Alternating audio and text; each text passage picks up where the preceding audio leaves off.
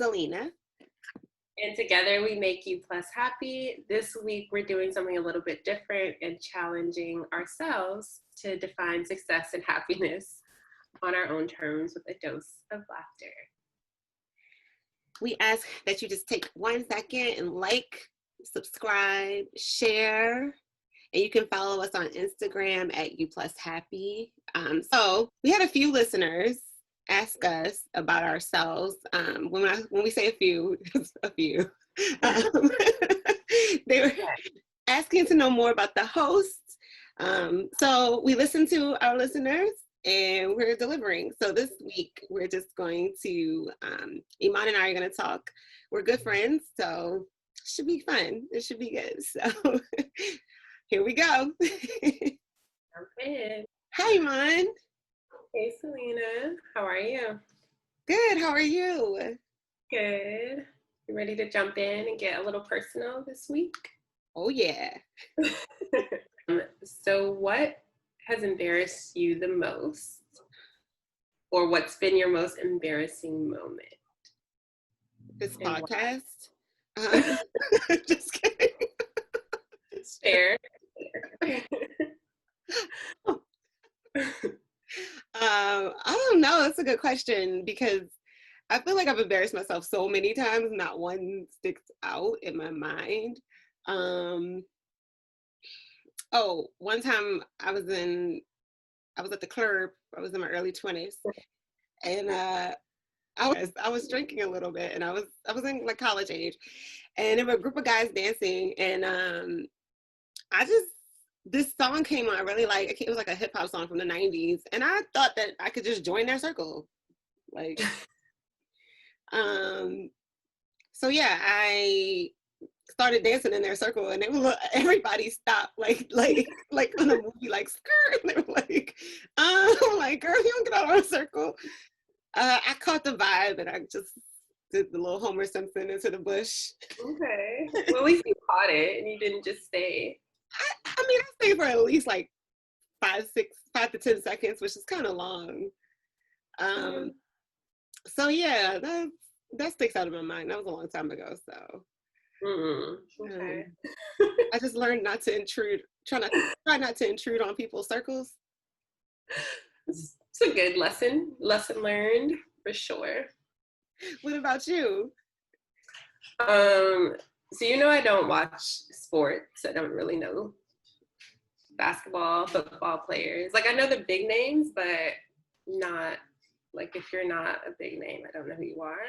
Yeah. So I remember I was walking, this was years ago, and I was walking in the Beverly Center. And I thought I was looking cute that day. I had just got my hair done. I had a new outfit. So I was like walking, and I keep seeing like people look at me. And I was just like feeling myself. And like a couple guys like waved, and I was like, ooh, like, come to find out there was a basketball player, I don't know who was like walking behind me, and I thought everyone was just paying attention to me. And I went to Starbucks, and this guy was like, do you know who that is? And I was like, who? He's like, the guy that was walking behind you. I was like, no. So I don't even remember his name, but I was like, oh, like no one was really even interested in me. But it wasn't embarrassing because I was the only one that knew how I felt. But it was just like, Iman, you're doing too much. No one really cares about what's going on. I'm sure one honk was for you. I'm pretty sure it wasn't. I was like, oh, everyone's just so friendly and smiling and waving. Like, no, girl, not at all. I'm sorry. It's okay. It's the little ego, my ego down a little bit. Been there regularly. Okay. So how do you like to be comforted when you're sad or upset? That's a good one, because I feel like I don't get upset often or sad, actually. Brag about it, why don't you? Jeez. I don't get sad or upset. I can't relate.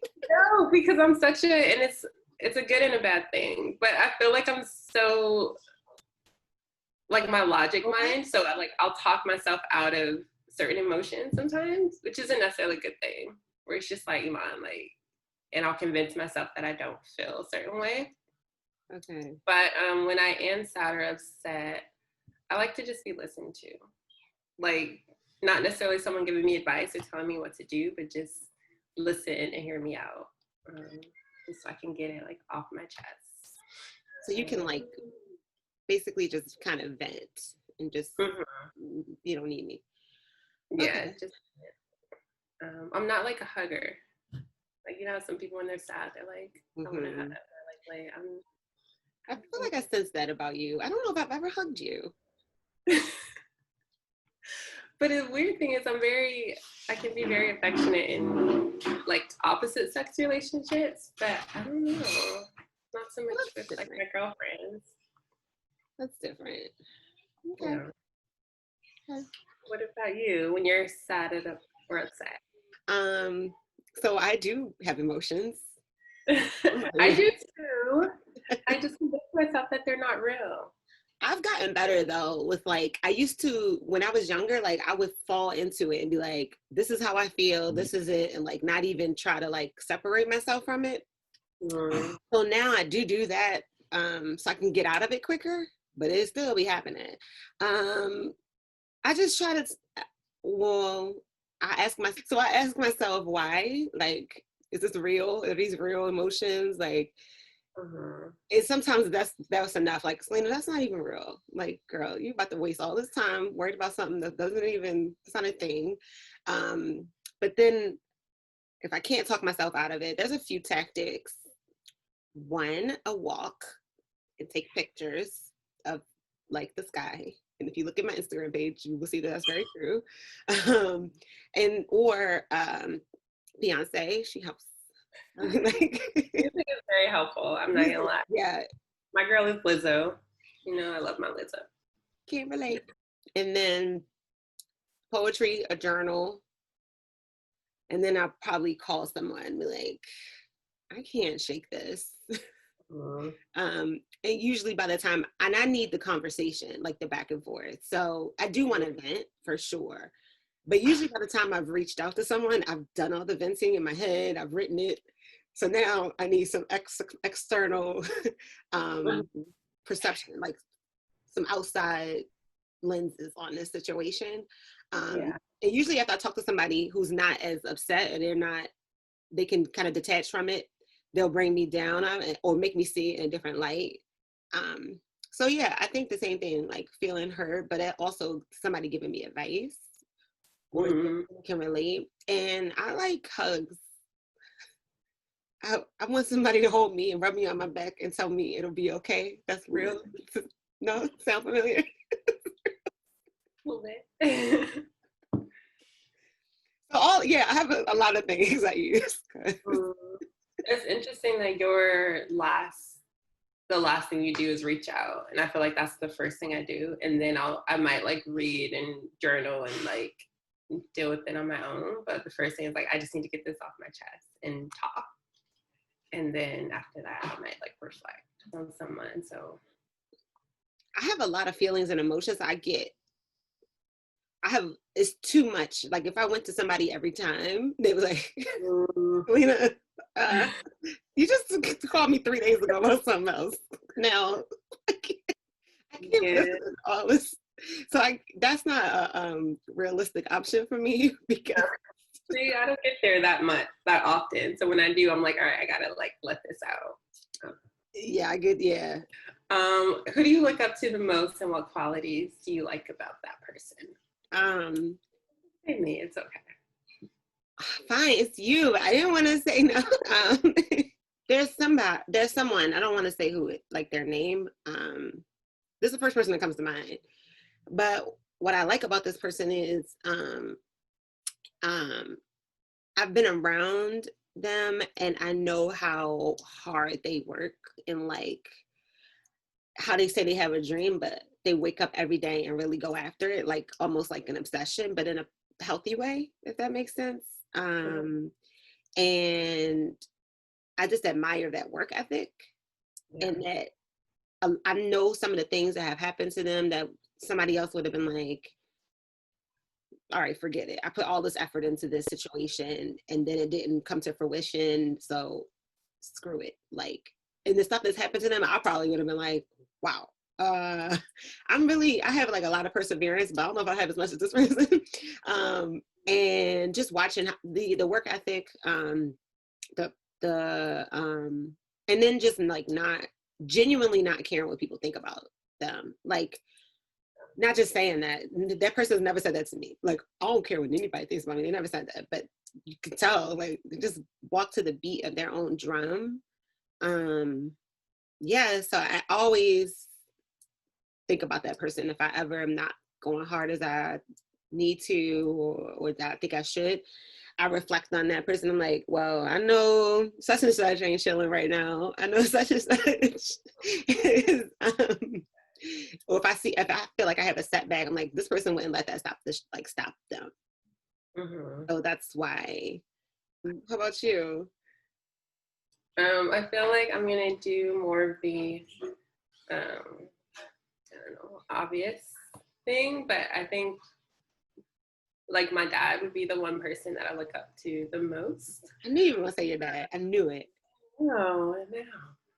But like I feel like throughout my life there's been different people where I'm just like, oh, I really admire this aspect or this trait about them. But I think knowing kind of like his backstory and his childhood and knowing like, because I think that a lot of times sometimes people will go through things and use that as an excuse of why they are the way they are. So I really just admire the fact that he's like, okay, I went through this, but I'm not gonna let this situation define me. Yeah. So I try to live my life like that, like where there's things that I've gone through where a lot of people don't know and would never even guess. And I'm just like that happened, like I dealt with it, but it's not at the end of the day who I am. And we're very similar, I think, personality wise. So yeah, I just admire the fact that he's so resilient and is like doing things that a lot of people are like, oh, I could never see you doing this. He's like an author, he's working on a novel. So I'm like, I appreciate having that growing up and being able to see that. Yeah, you're so like lucky too. You know, and it's crazy because I didn't realize that until I was older. Mm-hmm. I was just like, oh, this is just everyone's norm. But like as I got older and was like able to be around other people's families, I was like, oh, like I think I took advantage of it a little bit when I was younger. Because I didn't realize I was like, this isn't necessarily what everyone has in terms of took it for just granted. the family. So. I think that's normal. Like I think everybody, for the most part, I hear like their reality as a child is like the only reality they know. So good or bad, it's like that's all I know. I can't relate. Like anything else. So yeah, I think that's super normal.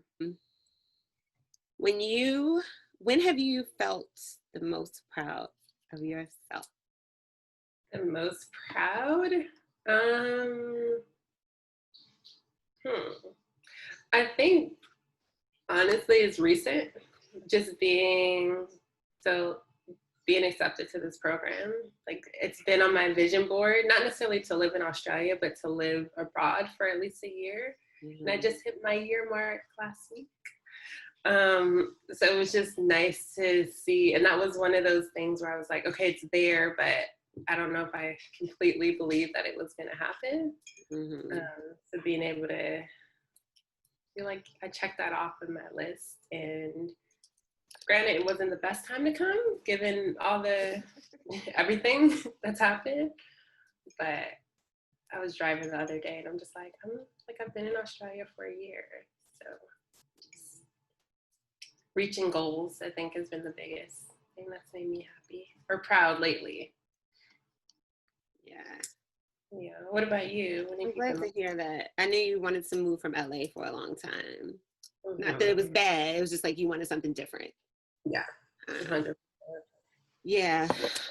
And I would say not settling, like just into any old job or any old relationship, like just going after what I know, like what I know what I want and going after it and doing it instead of just thinking about it so much. Like I thought about the podcast for like 7 years, 8 years. I thought about having a different career for like 10 years. And then now I'm finally shifting careers. So it's like now I'm doing all the things I wanted to do. Yeah. It's so yeah, I'm proud of myself for going after something like stuff that I didn't know if I could do it or not. Quite frankly, still don't know. But doing it, and that's the biggest thing. I'm doing it.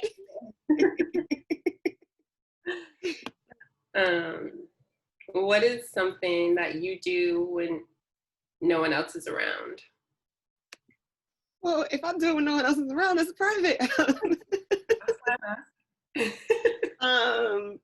So we're gonna give of ourselves to our listeners. Okay. I sing and dance a lot, but like full on performance, like I record it. Oh, you record it? Yeah, and I sing a lot of Disney songs, musical. There's some good Disney songs. Okay. So Corner of the Sky is from a musical. And yeah, Corner of the Sky is one of my favorite songs. So I sing that a lot with all my heart and soul. And like and I dance probably almost every day. Yeah. So I remember when I came to visit you and I was like, what's wrong with your voice? You were like, I've been trying to hit this, was it Mariah Carey? It was Ariana Grande. Ariana Grande note for the last like 2 days. I was like, girl. I forgot about that. And I played it for you. I was like, here come. And he was like, Selena, she didn't do that in 2 days. I remember that. Dang, so you know about it. Yeah, I'll be trying to hit notes. It's a whole thing. Like, I'm really a singer in my mind. But I've gotten better. When I first started some of them songs, I'm still not hitting that note. That's not gonna happen. But there's some some of the notes I couldn't hit, I can hit now. So if anybody's listening, keep practicing them notes. You'll hit them. Mm-hmm. Practice makes perfect, 100%. See, mamacita. What about you? I'm embarrassed to say. I dance a lot. You're just copying me at this point. No, I do, but I do a certain type of dance a lot when no one's around. And I don't want to be judged for it. So I already know. And then I saw this thing and it was like, don't be mean, move your booty. And I don't know if it's real, but they were saying like when you move your butt, it makes you happy. It's something like the nerves. So it does. No, it really does. I mean, okay, let's move on to the next question. Next question, please. What's the luckiest thing that's ever happened to you? The luckiest? Yeah. Oh, geez. I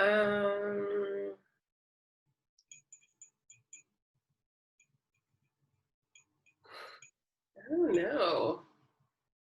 Because I don't know if I 100% believe in luck. Like, I feel like, okay, I won't go deep. No, I want to know. Well, I feel like everything, like there's things that I've put out in the universe that I'm like, oh, I hope this happens, or like it's in the back of my mind and then it will happen. But I don't necessarily consider it luck because I'm like, I feel like I've been putting that energy out for a while and it's finally coming back.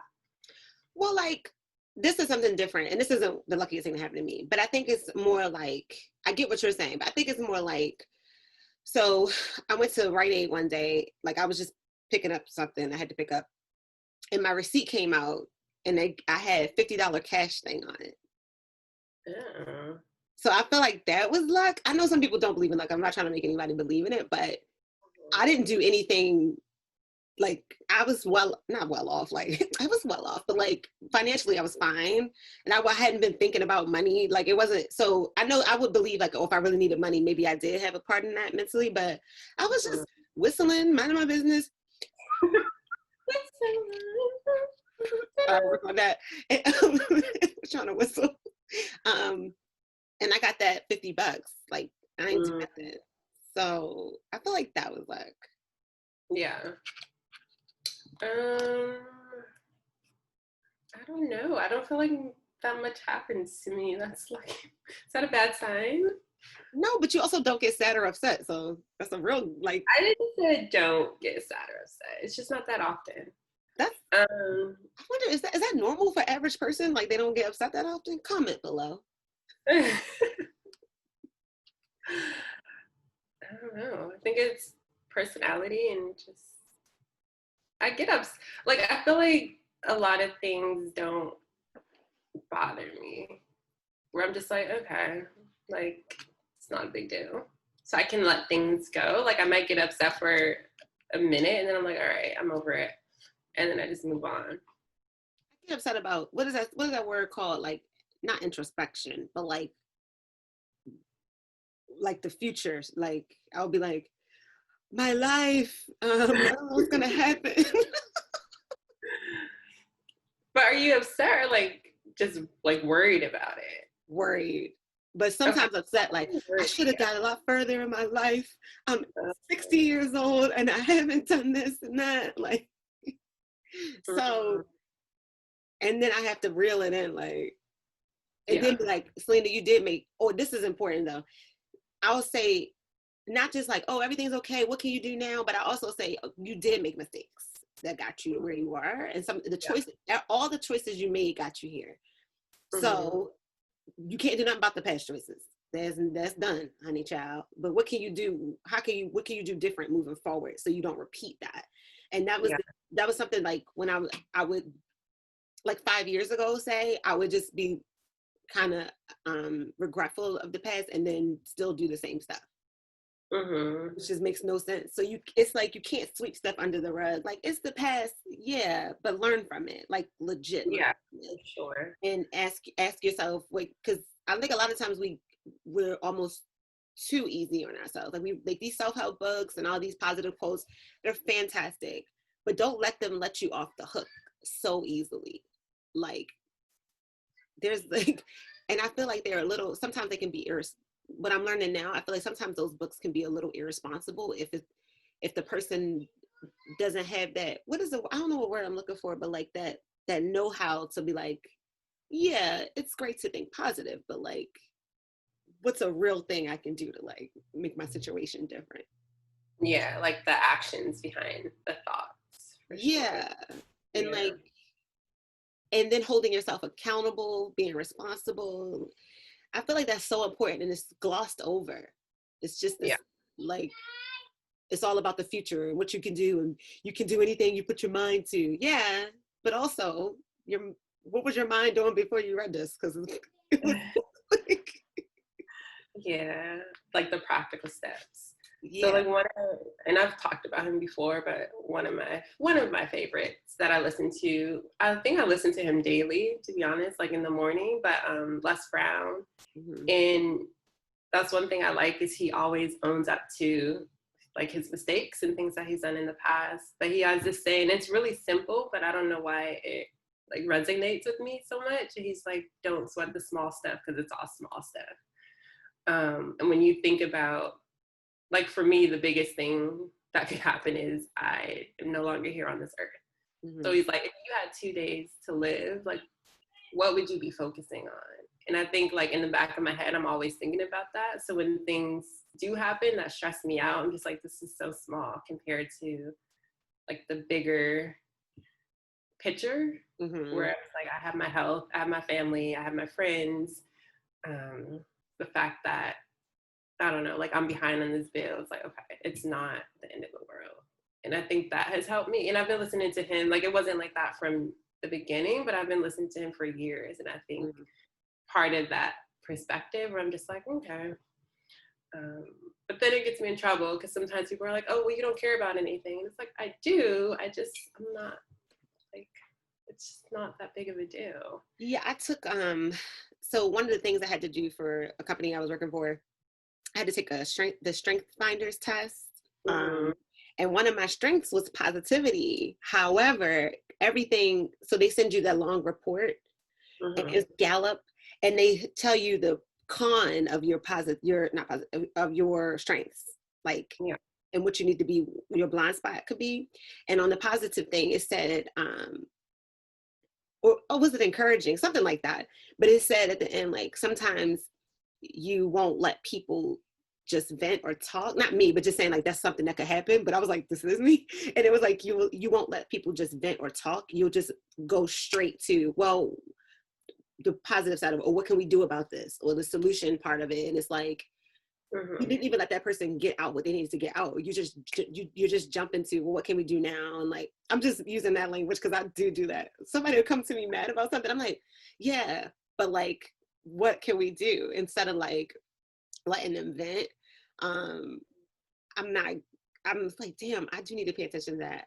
I forgot what you said to make me think that, oh, like, so sometimes I can seem really insensitive, but some things, and who am I to tell somebody what they should get mad about, when I just said I get upset about a lot of stuff. But it's like, some stuff I think we not we're not in control at that moment, and we're feeling like we are told to feel about something. Like, we don't even think, like, is this a real, like, is my response coming from me, or is it coming from like that part of me that like this is the normal response in the society I was raised in.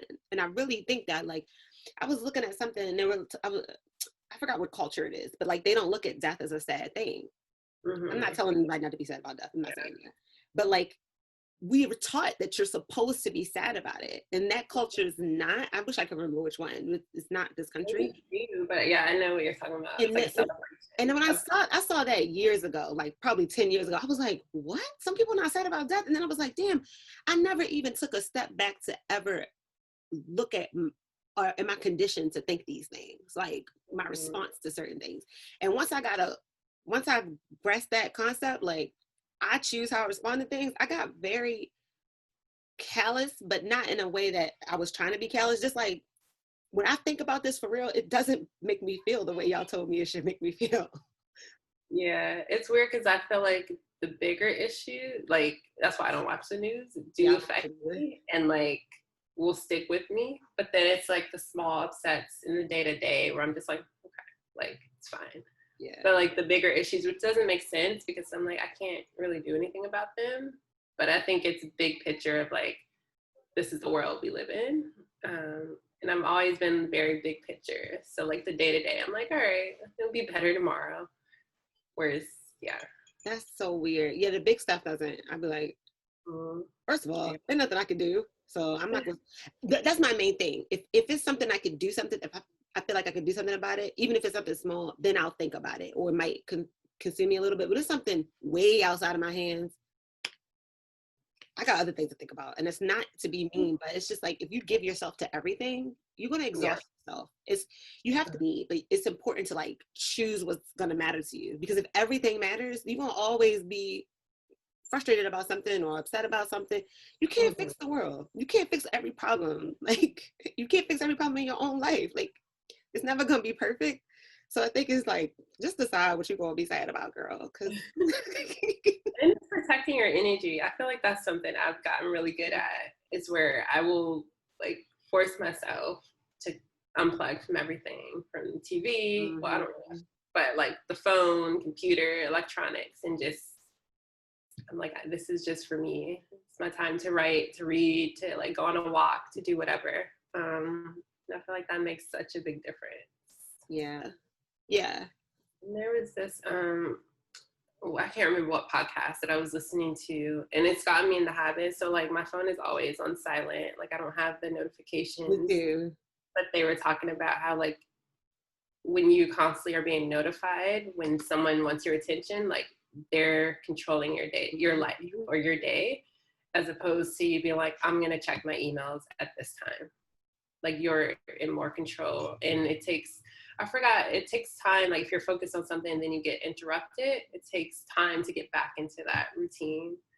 So I'm just like, no, I'm reclaiming I'll have my phone in a totally different room. And I'm just like, I'll check it when I feel like it.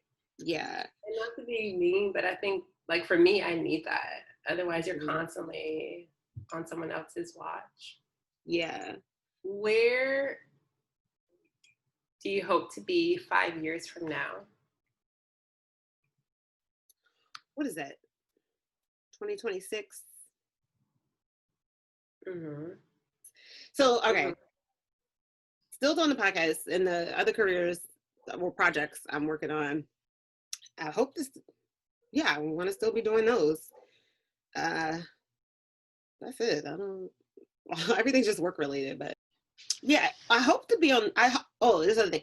I hope to like expand and like be on some more shows for sure. Some more podcasts. Mm-hmm. For sure. But my personal life is good. Like, I don't know, for the most part, it's good. It's cool. If it's still like this, it's cool. It's cool. That's good. What about yours? Or you? I want to still be doing the podcast. Hopefully expanding. I'd like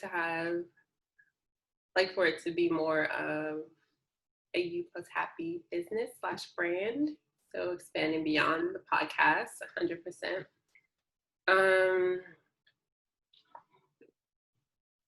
I want to at least have one book, maybe 2, published by then. The novels or poetry? Neither. I don't think I'm ready to write like a full-on novel. Novels are long, girl. But I don't want to do poetry either. I think I'm drawn to, I mentioned this in the last episode, like a lot of thrillers / crime. So I feel like that when I'm writing short stories like that, I'm happy and it flows a lot easier. Whereas the book that I had started, that wasn't like that. I would put it down and not come back to it. So I've started to change kind of the direction. I'm like, ooh, I like this. Mm-hmm. So I think I'll do something along that line. I don't know if I'll still be in Australia. I hope not. I know, but 5 years goes by so fast. So over that. So do you think the listeners had enough? I think so. They're never gonna ask for this again. Like, we don't want to get to know y'all no more. They're like, okay, that's enough. We know more than we need to. Like, you guys just aren't that exciting. All right. Thank you, listeners, for tuning in and learning a little bit about me and Selena. Hope you enjoyed this episode. We couldn't do this without you. Again, remember to hit like, comment, and share this episode. Leave a review. We really appreciate your feedback. Remember, you can subscribe at You Plus Happy on YouTube and follow us on Instagram at You Plus Happy. We'll see you next week, same time, same place. We'll show you our definition of success if you show us yours.